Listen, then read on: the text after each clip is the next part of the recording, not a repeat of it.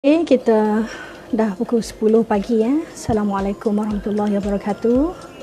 Seperti mana yang cikgu janjikan, hari ini cikgu akan berkongsi ya secara santai. Skop yang akan dikongsikan dalam live FB bersama dengan Cikgu Hafizah adalah pengurusan masa ya. Baik, anda ada bersama dengan Cikgu Hafizah. Assalamualaikum warahmatullahi wabarakatuh. Selamat pagi dan salam sejahtera.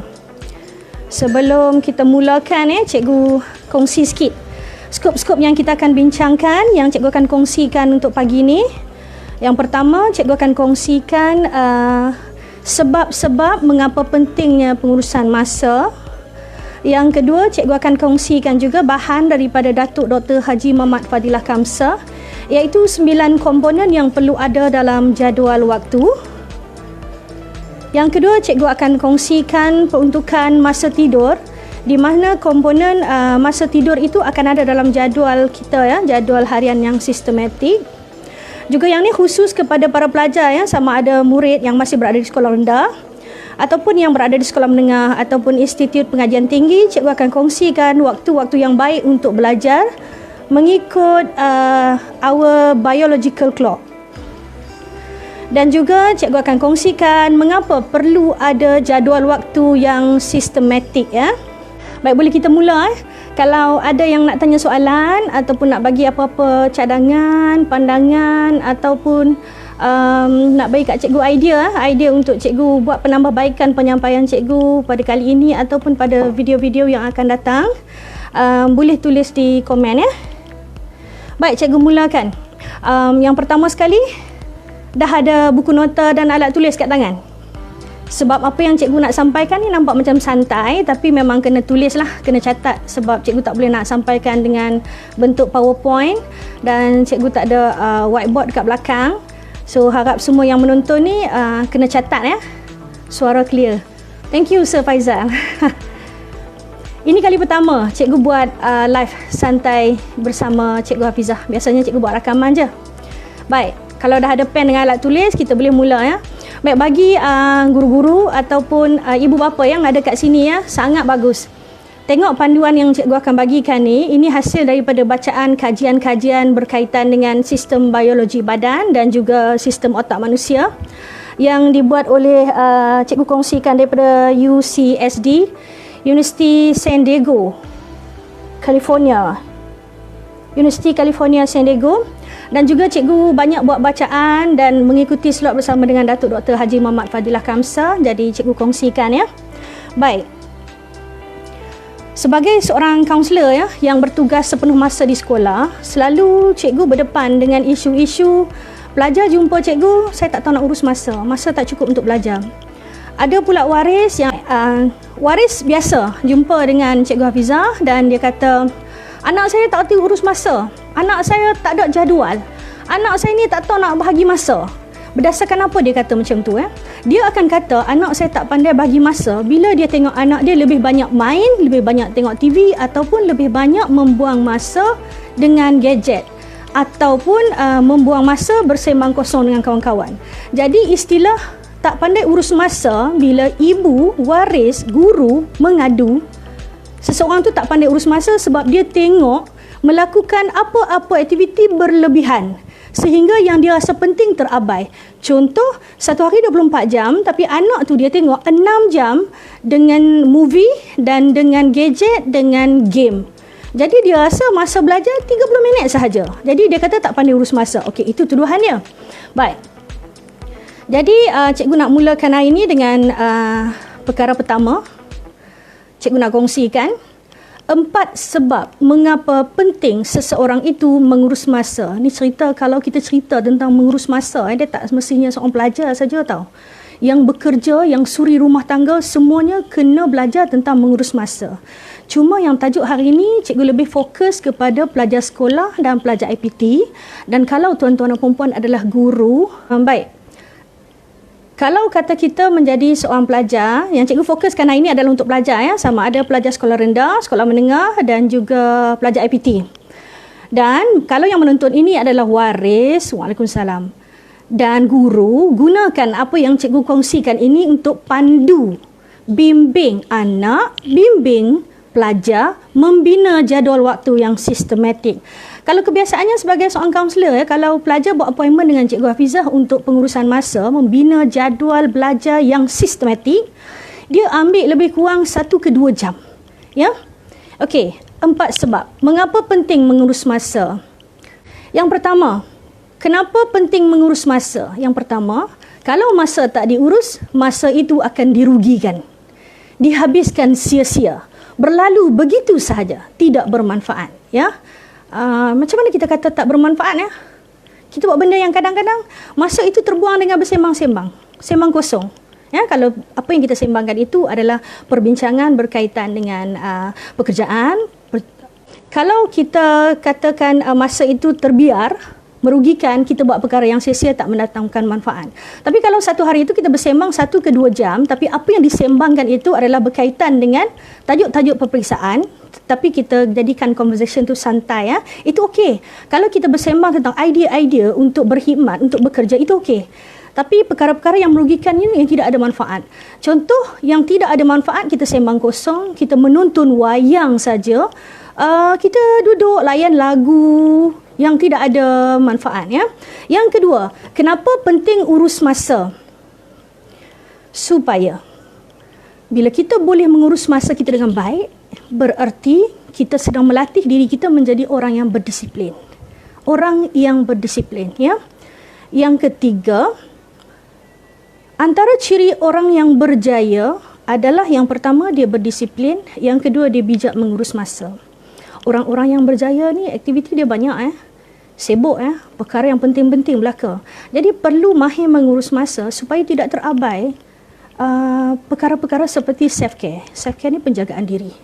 Perkara-perkara ruang-ruang waktu bersama keluarga, supaya tidak terabai. Yang keempat, mengapa penting menguruskan masa? Bagi yang masih belajar di sekolah rendah, di sekolah menengah, di institut pengajian tinggi, kalau tidak menguruskan masa dengan baik, akan berlakulah kita panik ataupun kita tidak bersedia dengan peperiksaan. Akan berlakulah last minute study. Bila last minute study, akan berlaku tekanan luar jangka. Kadang-kadang disebabkan tekanan, kita boleh hilang fokus, kita boleh mengalami lupaan, kita boleh sakit, ya.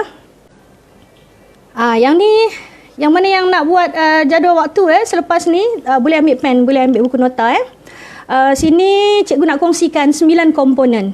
9 komponen yang perlu ada dalam jadual waktu seseorang. Ya, 9 komponen.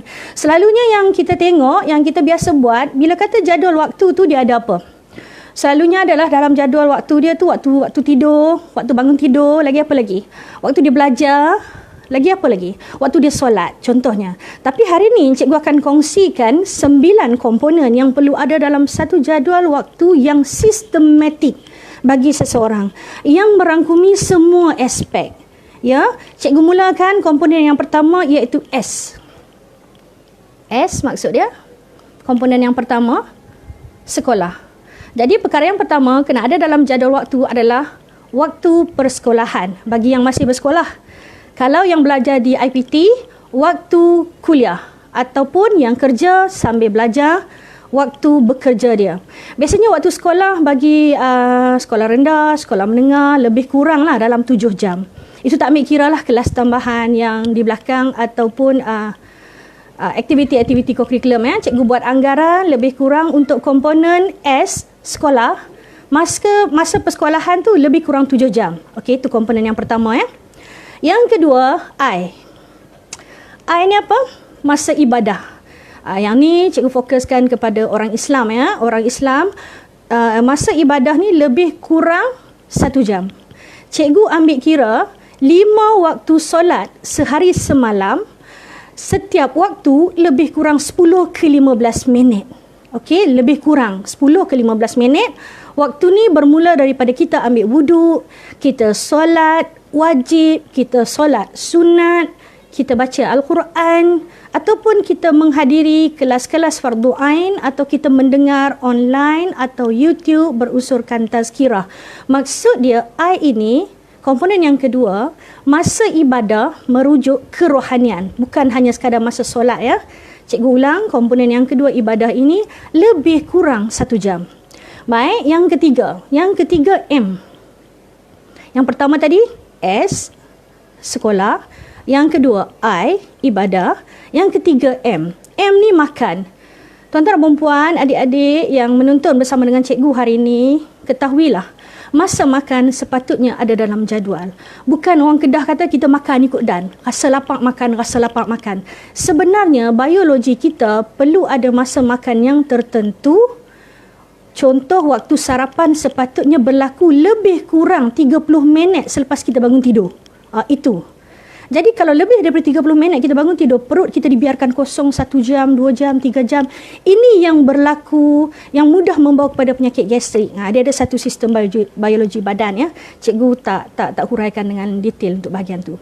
Okey, masa makan ada setengah orang, kalau di asrama dulu ya, cikgu di asrama SMK Tunku Abdul Malik, satu hari kita makan 6 kali.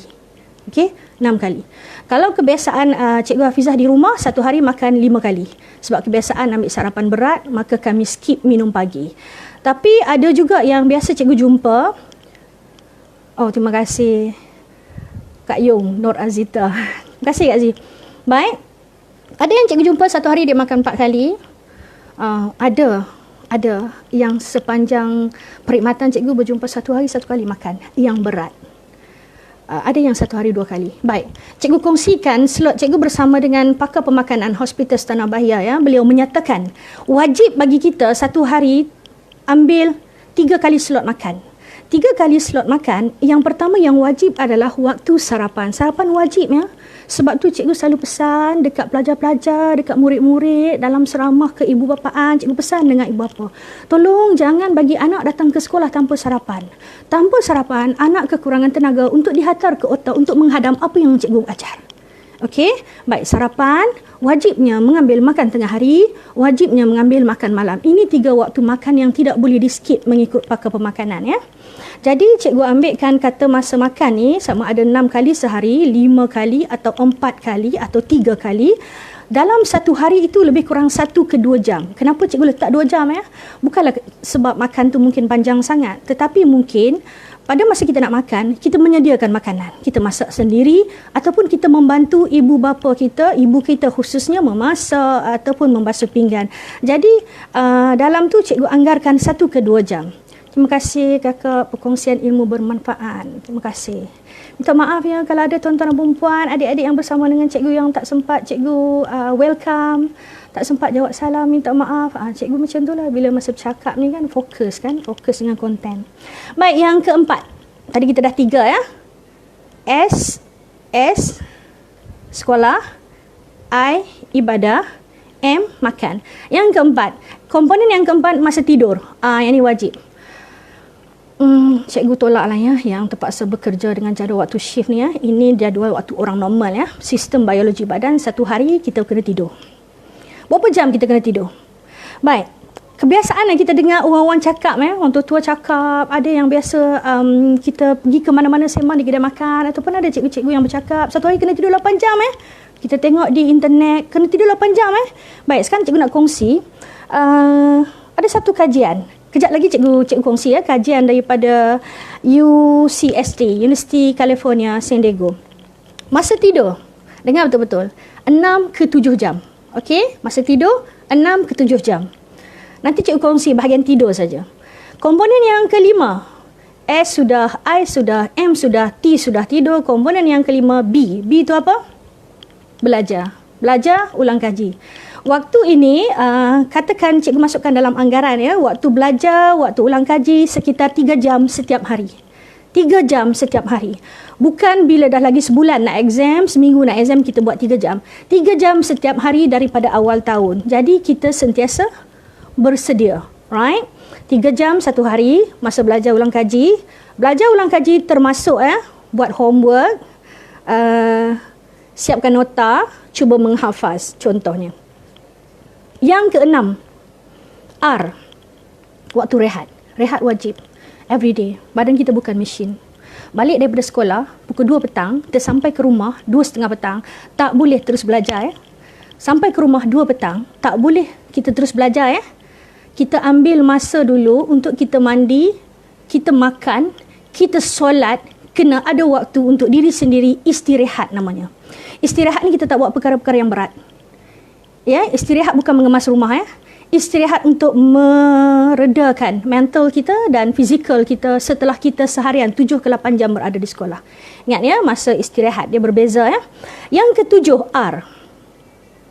Kalau betul nak cemerlang, nak belajar dengan baik, kena ada R. R tu apa? Riadah. Ada biasa cikgu terdengar, dah nak exam, tak mau main, dah nak exam, jangan main bola, dah nak exam, tak mau main badminton, dah nak exam, tak payah kat luar, baca buku saja. Okey, tuan-tuan dan perempuan, pelajar-pelajar. Sistem badan kita setiap hari perlukan perpeluhan. Siti Fatimah, macam mana kalau susah tidur kadang-kadang pukul 2 hingga 3 pagi baru nak lena? Baik, insyaAllah akan diperjelaskan nanti ya. Yang tu dia ada cerita-cerita dia, memang ada yang sampai perikat penyakit, ada yang disebabkan aktiviti kita pada waktu malam, ada disebabkan pemakanan atau minuman yang kita ambil pada waktu malam, ada disebabkan oleh gangguan daripada otak kita yang dia tak boleh nak berehat, dia sedang memikirkan sesuatu. Itu kita sembang nanti ya. Itu berkaitan dengan tidur yang berkualiti. Kongsian yang sangat menarik. Alhamdulillah, terima kasih. Baik, tadi cikgu di mana? Cikgu berkaitan dengan masa riadah. Baik, kalau cikgu bimbing pelajar untuk buat satu jadual waktu yang sistematik, kalau hari cuti Jumaat Sabtu di Kedah ya, Jumaat Sabtu, hari Jumaat, hari Sabtu selepas solat subuh ada waktu lebih kurang 30 minit pagi, bukan lebih kurang, sekurang-kurangnya 30 minit waktu pagi untuk dia buat aktiviti riadah sehingga mengeluarkan peluh. Jadi aktiviti riadah ini boleh berlaku pada dua waktu. Yang pertama selepas subuh sarapan macam tu, pagi, jangan ambil sarapan berat, makan nasi lemak kemudian nak pergi main badminton, bukan. At least lapik perut dengan sesuatu, mungkin kurma atau susu atau Milo. Kemudian perlu riadah. Sekurang-kurangnya 30 minit yang mengeluarkan peluh. Dan waktu yang kedua adalah selepas solat asar. Itu bukan masa untuk belajar. Selepas solat asar perlu dilakukan riadah lebih sekurang-kurangnya 30 minit yang mesti berpeluh. Kenapa ya? Dia ada kegunaannya untuk kita dapatkan tenaga untuk kita belajar pada waktu malam. Okey, masa riadah. Jadi secara anggaran, kalau kadang-kadang hari biasa kita main bola dengan kawan-kawan, jadi kalau hari biasa, hari persekolahan, dia tak buat selepas subuh, jadi dia ambil asar saja. Mungkin 1 ke 2 jam. Okey, tapi kalau ikutkan dalam jadual, sebaik-baiknya waktu riadah ada di setiap petang. Contohnya hari sekolah ya, Ahad, Isnin, Selasa, Rabu, Khamis, selepas asar riadah. Jumaat, Sabtu mungkin boleh jadi satu saja, selepas subuh saja ataupun selepas asar sahaja, ataupun dia buat 30 minit selepas subuh, 30 minit selepas asar. Kenapa? Kita perlukan perpeluhan tu untuk badan kita. Dan yang ke-8 PD. Cikgu namakan PD. Komponen ni adalah komponen pengurusan diri, juga perlu ada dalam jadual kita. Bila sebut pengurusan diri, satu hari 1 hingga 2 jam. Okey, 1 hingga 2 jam. Pengurusan diri ni termasuk mandi, shampoo, gunting rambut, potong kuku, kemas tempat tidur. Mungkin ya. Mohon share, silakan. Dan yang terakhir, yang ke-9, KB. Apa maksud KB? Cikgu buat jadual waktu sistematik ni cikgu ambil daripada bahan Datuk Dr. Haji Muhammad Fadilah Kamsah, dan cikgu murnikan dengan pendekatan cikgu yang setiap apa pun teori yang dipegang, kita suka letakkan Islamic base. Maksud dia perspektif Islam. Jadi perkara yang ke-9, komponen yang ke-9 yang perlu ada dalam jadual waktu, kita masukkan KB, iaitu khidmat bakti. 1 hingga 2 jam satu hari. Apa maksud khidmat bakti? Khidmat bakti mungkin inilah masa kita mungkin menolong ibu kita, menolong ayah kita, menolong adik-adik kita, menolong atuk atau nenek di rumah bersebelahan atau jiran-jiran, atau mungkin waktu khidmat bakti ini diberikan tenaga kita kepada masjid, kemas masjid, lipat kapet ataupun cuci bilik air. Masukkan ini. Kerana ini salah satu lagi betul kenapa pelajar boleh cemerlang. Sebab bila dia belajar dalam keadaan keberkatan. Dia suka menolong orang, maka orang sentiasa mendoakan dia. Orang senang dengan dia. Dan dia menjadilah seseorang yang banyak memberi manfaat kepada orang lain. Dapat ya? Cikgu ulang balik ya. 9 komponen yang perlu ada dalam jadual waktu yang sistematik. Yang pertama, waktu persekolahan atau waktu kuliah. Yang kedua, waktu menunaikan ibadah. Yang ketiga, waktu makan. Yang keempat, waktu tidur. Yang kelima, waktu belajar atau ulang kaji. Yang keenam, waktu untuk berehat. Yang ketujuh, waktu untuk riadah. Yang ke-8, waktu pengurusan diri. Dan yang terakhir, yang ke-9 adalah waktu untuk khidmat bakti. Dapat semua ya, cikgu harapkan dicatatlah. Sebab kalau kita dengar sekali lalu nanti lupa. Baik, ini kita nak cerita pasal tidur. Ringkas saja ya, sebab slot ni adalah berkaitan pengurusan masa. Jadi cikgu tak berbicara dengan lebih mendalam berkaitan dengan tidur yang berkualiti. Baik ya. Rata-rata kita dengar orang cakap tidur 8 jam, tidur kena cukup 8 jam, tidur kena cukup 8 jam. Nak bagi kita kita okey, kita sihat. Sebab waktu malam adalah waktu untuk berehat. Allah telah ciptakan malam itu untuk kita berehat. Kita perlu dapat tidur yang berkualiti. Baik, kebiasaan kita dengar 8 jam. Kajian daripada Universiti California, San Diego pada tahun 2010, 10 tahun lepas ya, dia mencadangkan tidur yang cukup sekitar 6,5 jam. Okey, 6,5 jam sehari. Contoh kalau pelajar biasa tidur awal 10 malam, bangun 5 pagi. Jumlahnya 7 jam. Betul tak? Okey. Kalau contoh dia tidur 11 malam, bangunnya 6 pagi. Jumlah 7 jam.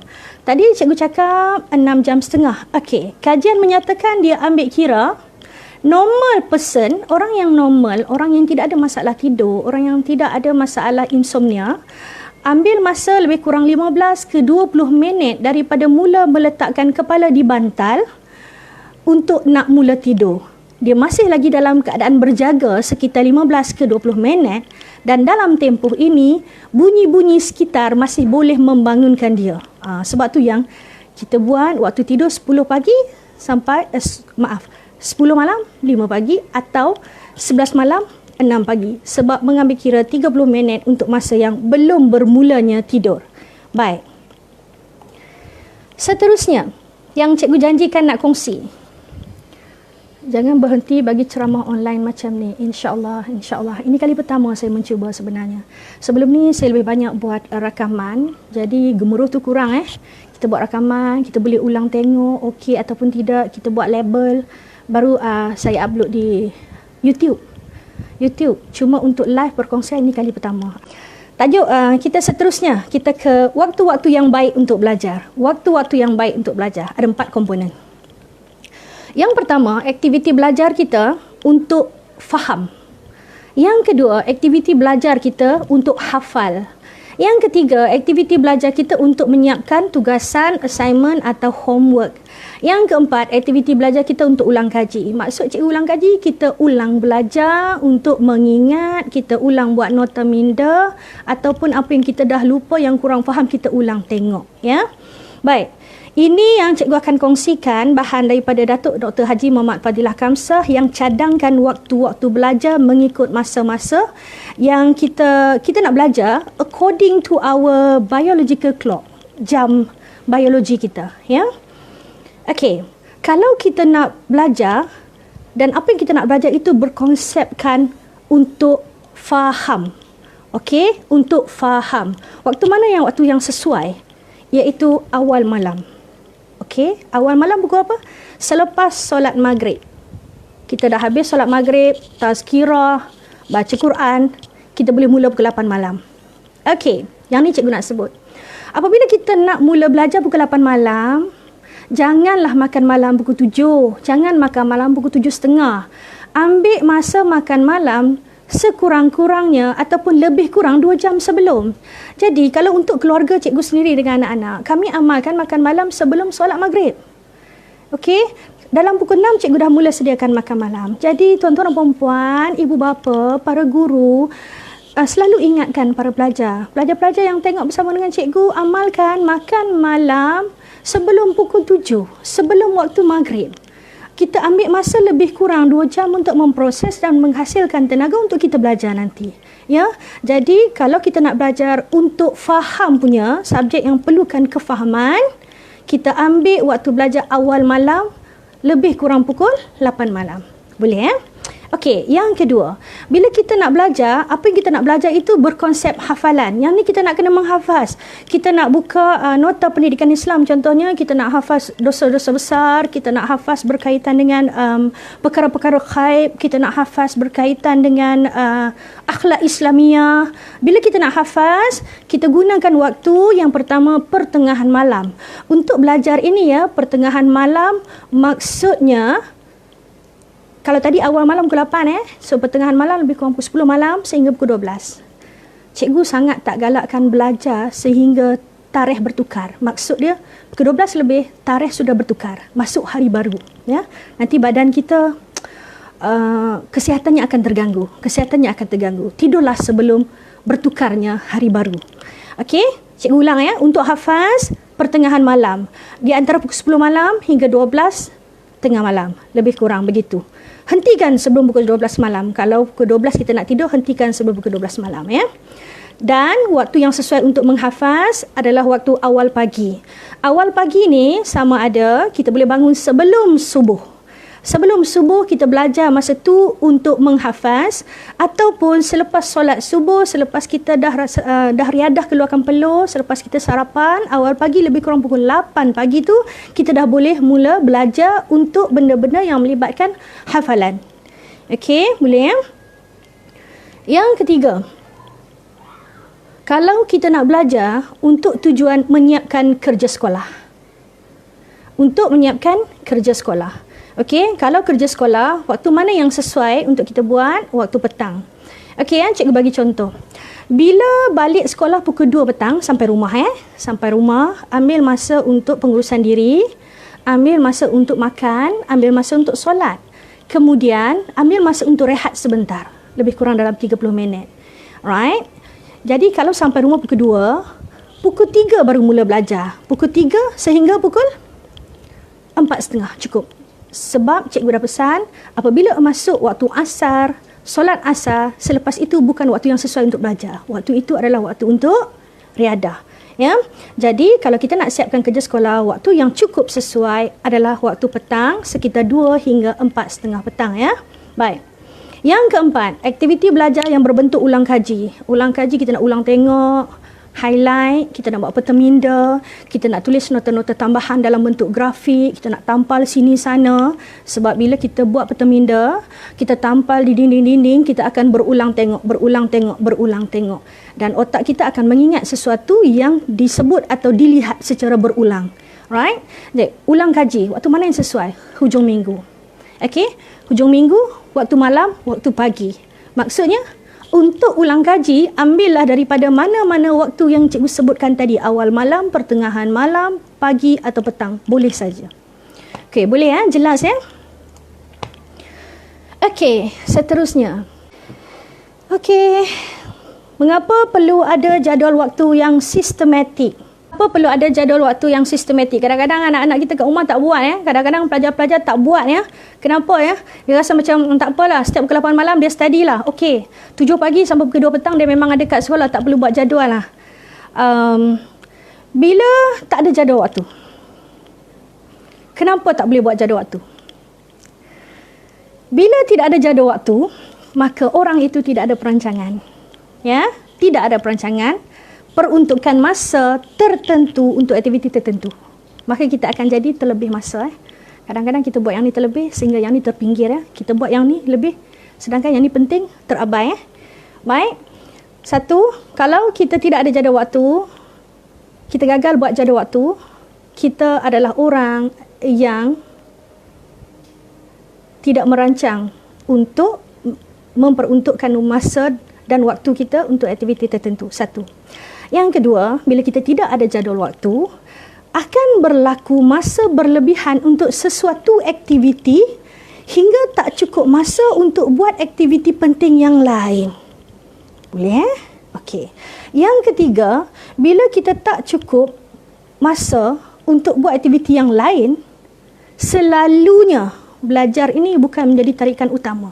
Maka kita lebihkan yang lain yang mendatangkan keseronokan, yang sempoi, yang santai, maka masa belajar dan ulang kaji akan berkurang. Sebab masa itu diambil untuk aktiviti lain. Baik, cikgu tunjukkan contoh. Contoh satu perancangan yang salah. Yang pertama, dia dah letak dah, okey, satu hari memang dia tidur 7 jam. 24 jam sehari dah tolak 7 jam. Kemudian waktu persekolahan dah memang dia kena pergi dah. Tanpa jadual pun dia memang kena pergi. Tanpa jadual harian pun dia memang kena pergi ke sekolah. So, dah tolak 7 jam dah. Kemudian dia balik, dia tertarik untuk aktiviti hiburan, dia ambil lebih kurang 4 jam. Ni saya bagi contoh ni. Contoh yang reality case yang ada. Pelajar yang buat macam ni, dia ambil 4 jam. 4 jam untuk apa? Kalau dia mula pegang game, dia pegang lebih kurang 2 jam. Dan kemudian bila dia tengok satu-satu movie, dia ambil 2 jam. Jadi, game dan movie juga dalam bentuk hiburan, dia dah ambil 4 jam. Kemudian, makan, dia lapar, dia pergi makan. Dia ambil 1 ke 1 jam setengah untuk makan. Cikgu anggap bahawa setiap kali dia makan, dia ambil 20 ke 25 minit. Okey ya. Yang keenam, pengurusan diri. Dia mandi 2 kali satu hari. Dia mungkin bersiap, dia mungkin iron baju, dia ambil lebih kurang 1 jam. Yang ketujuh, kawan telefon dia petang, ajak pergi main, dia main bola. Dia keluar main bola lebih kurang 2 jam. Contoh Kemudian ibadah. Kita anggaplah pelajar ini, alhamdulillah, keluarga dia dah latih dia, dia tidak meninggalkan solat wajib 5 waktu. Jadi dia pun melakukan solat 5 waktu. Satu slot solat dia ambil 10 ke 15 minit. Maka dia ambil 1 jam. Alright. Dan yang terakhir, barulah sisa waktu digunakan untuk apa? Yang kurang tarikan tadi. Sisa waktu yang ada, belajar, ulang kaji dan buat homework. Tuan-tuan dan puan-puan, pada siapa yang mengira apa yang saya ceritakan tadi, dia boleh jangka berapa masa yang tinggal. Okey, saya ulang 7 jam untuk tidur. Sekolah 7 jam. Hiburan 4 jam. Makan 1 jam setengah, pengurusan diri, mandi 2 kali, bersiap, iron baju 1 jam. Kemudian dia melakukan ibadah 1 jam untuk 5 kali waktu solat wajib. Dan kemudian dia belajar, ulang kaji, homework pada waktu malam menggunakan sisa masa yang ada, tinggal hanya setengah jam. Jadi, tidakkah lari? Inilah yang penting bagi seorang pelajar. Walaupun UPSR dibatalkan, PT3 dibatalkan, belajar tetap kena belajar. Sebab apa yang dibelajar masa sekolah rendah, ilmu itu dibawa, digunakan masa sekolah menengah. Apa yang dibelajar masa tingkatan 1, 2 dan 3 yang selalunya diuji dalam PT3 yang sekarang ni dibatalkan, tetap diguna pakai sebagai asas untuk dipelajari pula sukatan tingkatan 4. Yang tu kena ingat Peperiksaan UPSR dan PT3 dibatalkan, tetapi tidak membuatkan ilmu itu tidak penting Dia ada kesinambungan sehingga ke akhir kita belajar. Baik. Kenapa cikgu ambil tajuk pengurusan masa ini? Berdasarkan undian, hari itu cikgu buat bancian, majoriti nakkan tajuk pengurusan masa. Kenapa wajib bagi pelajar di sekolah diberikan pendedahan dan bimbingan oleh unit kaunseling dan guru-guru tentang pentingnya pengurusan masa? Tuan-tuan dan puan, cikgu kongsikan, ini adalah antara buku yang menjadi bahan Cikgu Hafizah. Buku daripada Datuk Dr. Haji Muhammad Fadilah Kamsah. Okey, yang bertajuk Petua Menjadi Pelajar Sekolah Menengah yang Gemilang. Dalam buku ini, Datuk Dr. Haji Muhammad Fadilah Kamsah menyebut 12 perkara yang menyebabkan seorang pelajar sekolah menengah tidak cemerlang. Okey, 12 perkara yang menyebabkan pelajar sekolah menengah tidak cemerlang. Alright, cikgu bacakan satu-satu dan tuan-tuan dan puan serta adik-adik sekarang boleh tengok bahawa satu daripada faktor tidak cemerlang adalah tidak ada jadual belajar yang sistematik. Okey, cikgu kongsikan saja 12 perkara yang boleh menyebabkan pelajar sekolah menengah tidak cemerlang. Satu, bila tidak ada matlamat yang jelas. Nak jadi apa, nak sambung belajar bidang apa, nak skor apa dalam setiap subjek yang dipelajari. Dua, bila tidak ada minat belajar. Tiga, bila ada mengantuk di dalam kelas atau semasa belajar. Empat, bila apa yang kita belajar kita tidak faham. Lima, bila kita belajar kemudian kita lupa sebab kita tak ada kemahiran belajar, maka kita boleh lupa. Okey. Yang keenam, bila sambil belajar kita dengar muzik. Sambil belajar kita dengar muzik. Yang ketujuh, kita tak rajin, tak konsisten ataupun sudah rajin tetapi tidak konsisten. Yang ke-8, kita tidak ada jadual belajar yang sistematik. jadual harian yang sistematik. Okey, yang kesembilan, adanya sikap suka bertangguh. Apa homework yang cikgu bagi hari ini, kita simpan seminggu baru nak buat. Kalau cikgu ajar hari ini, cikgu bagi homework hari ini, kalau kita tak buat dalam tempoh 24 jam, kita mengalami lupaan. Maka sikap bertangguh ini menjadi salah satu punca pelajar sekolah menengah tidak cemerlang. Yang ke-10, adanya sikap tidak berdisiplin.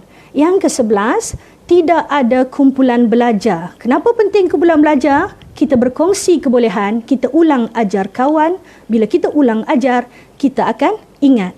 Ingat ya, cikgu sebut tadi, otak akan mengingat sesuatu yang dibuat berulang, dilihat berulang, disebut berulang. Otak akan mengingat. Dan yang ke-12, tidak boleh cemerlang kalau tidak kenal kehebatan diri. Okey. Cikgu dah kongsikan semua yang cikgu plan untuk kongsikan hari ini. Baik, pesanan cikgu ya kepada anak-anak pelajar sekolah menengah ataupun pelajar IPT. Macam mana pun guru-guru menasihati, macam mana pun guru-guru bersungguh-sungguh mengajar nak memahamkan anda.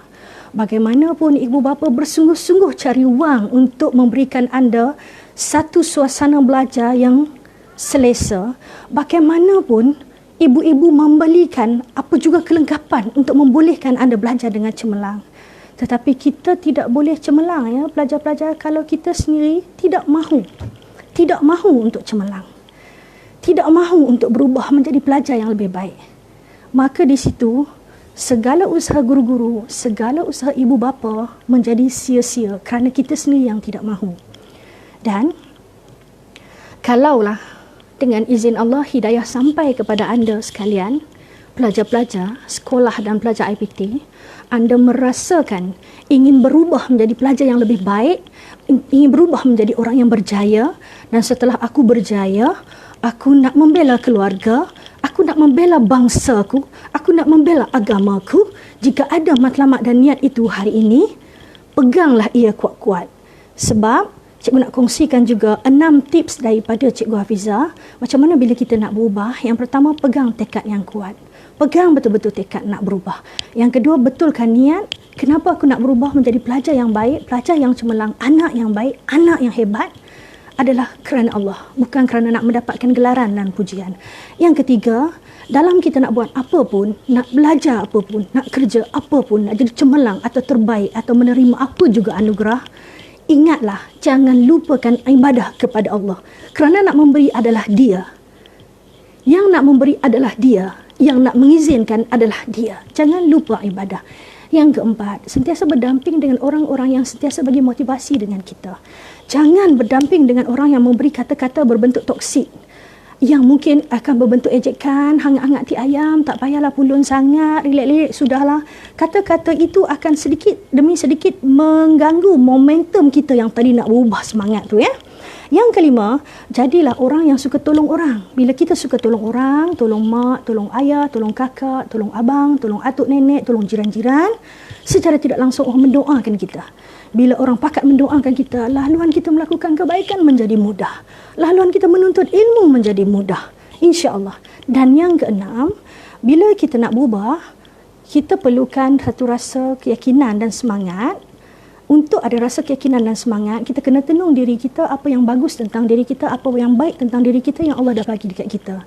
Bila kita merenung dan kita fikir, oh aku orang yang rajin, oh aku orang yang pandai memasak, jadi aku nak sambung belajar bidang masakan.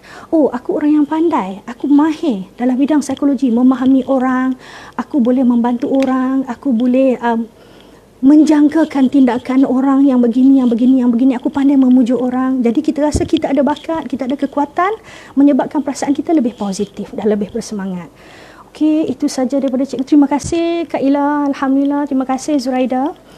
Cikgu benar-benar mengharapkan apa yang cikgu kongsikan hari ini sangat bermanfaat, dan cikgu mengharapkan kebiasaannya cikgu bagi ceramah, kita come out dengan edaran, kita come out dengan slide, jadi audien boleh nampak. Cuma kali ini cikgu cuba dengan cara live. Cikgu harap cara cikgu menyampaikan dan sebut secara berulang, dan cikgu dah minta awal-awal untuk bersama dengan cikgu live kena sediakan buku nota dan alat tulis. Cikgu mengharapkan penyampaian cikgu itu jelas. Cikgu mengharapkan apa yang disampaikan itu dapat pengisiannya. So, saya akhiri di sini. Assalamualaikum warahmatullahi wabarakatuh. Salam sejahtera. Semoga kita semua yang mendengar, yang melihat dirahmati Allah dan sentiasa dalam pelukan rahmat Allah. Terima kasih kerana berikan sokongan. Assalamualaikum.